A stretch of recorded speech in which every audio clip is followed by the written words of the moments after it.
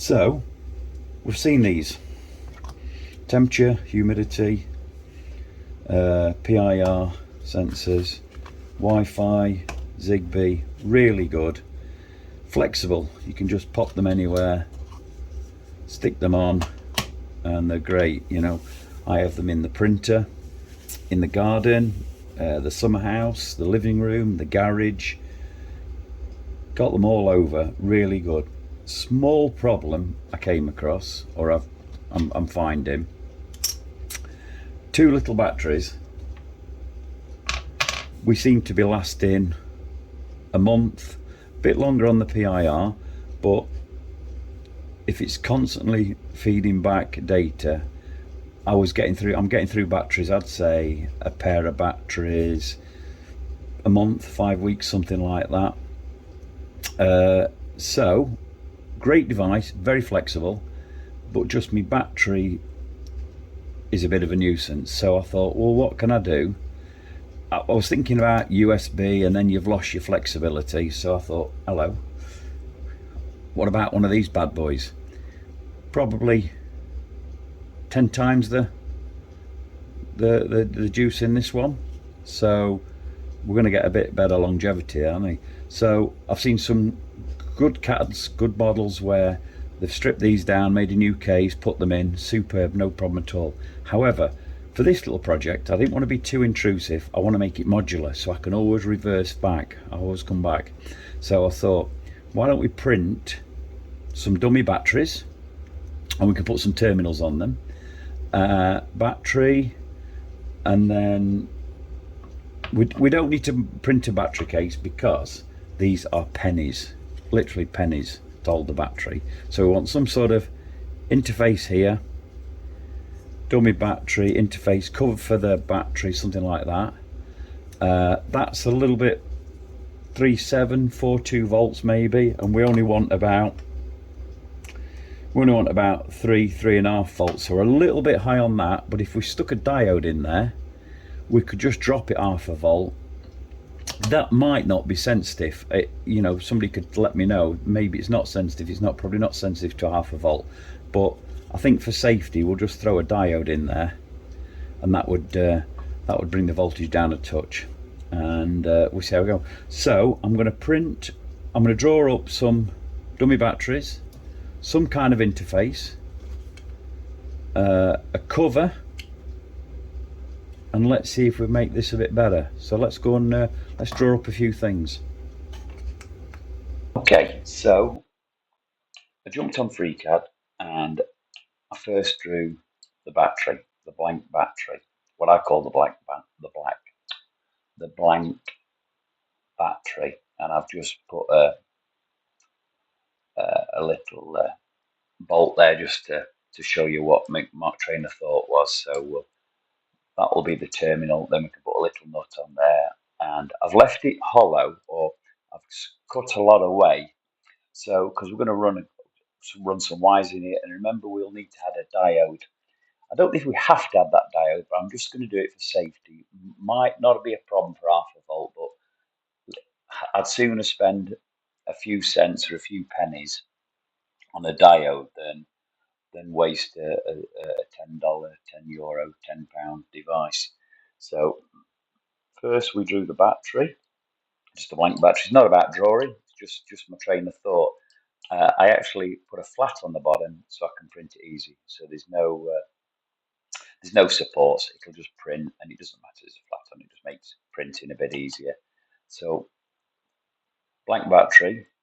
Then we went on to, so it's some sort of interface between the device and the battery holder, and I measured up the little keys and the slot. My only concern is this is so small across here, this cross section. There's going to be no strength. Now, yeah, for sure, we can print it. We can print it on an angle, and then we're going to get the print lines this direction, and it will increase the strength.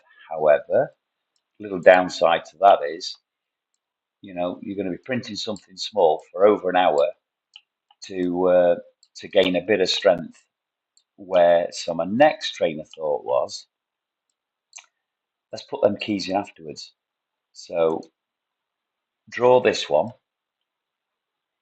and put slots where the keys will go, and then we'll print the keys, the little T, the little like T key, and we'll print it flat, and that will get maximum strength on that key, and same on the opposite side as well.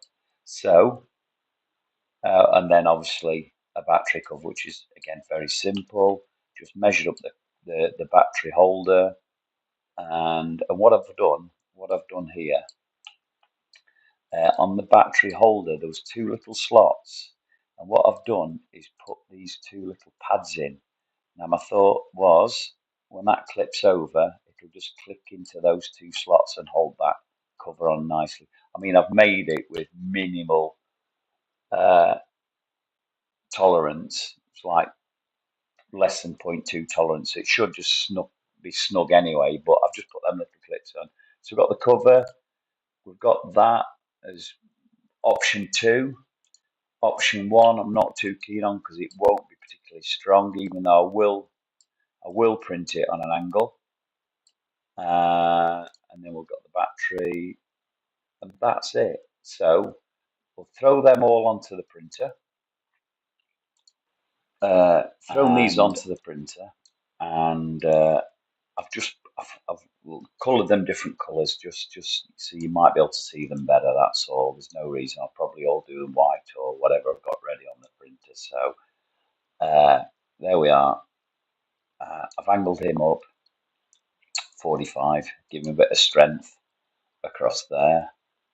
And my flat was in the wrong position. Didn't think that one through. My flat would have been better that way. If I'd have put my flat that way, there, I wouldn't have needed supports there. I'm still going to need a support. It's not going to fall off the platform, but I'm still going to get support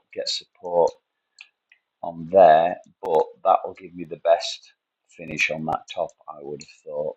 And there's them 4 little pins. So those pins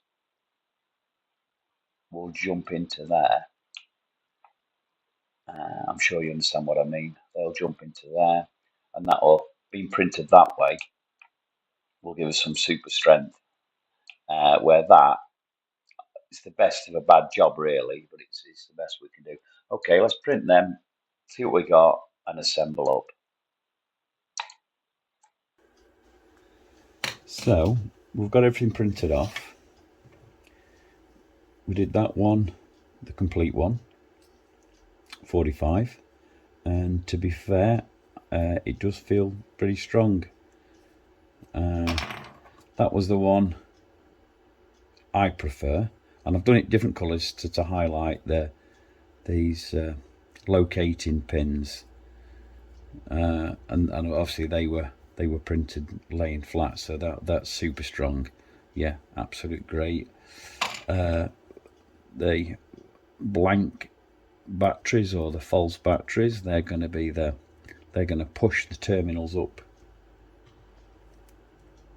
Right, we're going to put them on, and then the battery cover, I've had him on and got him stuck, so I'll talk about that in a minute.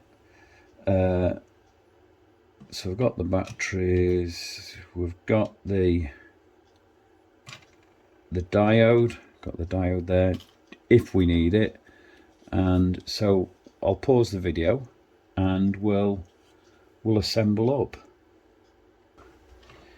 We've soldered on, I've got these terminals, took off the PVC, soldered on them lugs. There's no point showing you that. There's nothing more frustrating than watching somebody either unboxing something or soldering or heat shrink. So I've assembled them up, don't want to waste anybody's time, and got the diode in there, and that diode can push into our slot we've printed, and get the neutral side in, or the negative. That's already clipped in, And then, fingers crossed, if we get that the right way round, that way into here, because they're offset, these pins. Hide that away.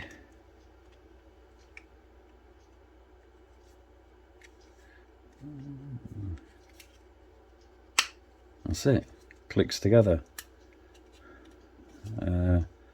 Then get our battery, obviously.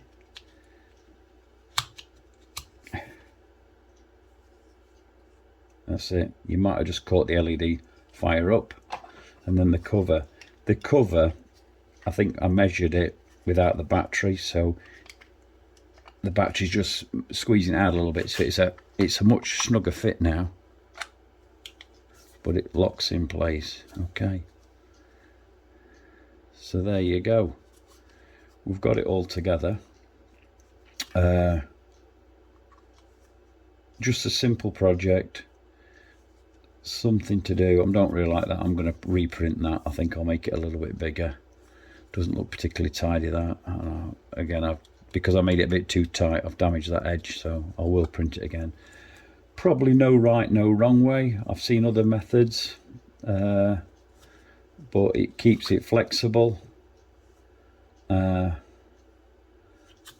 it's reversible. So within less than a minute, you can revert back to your batteries, possibly while that's charging. Alrighty, well, thanks for your time.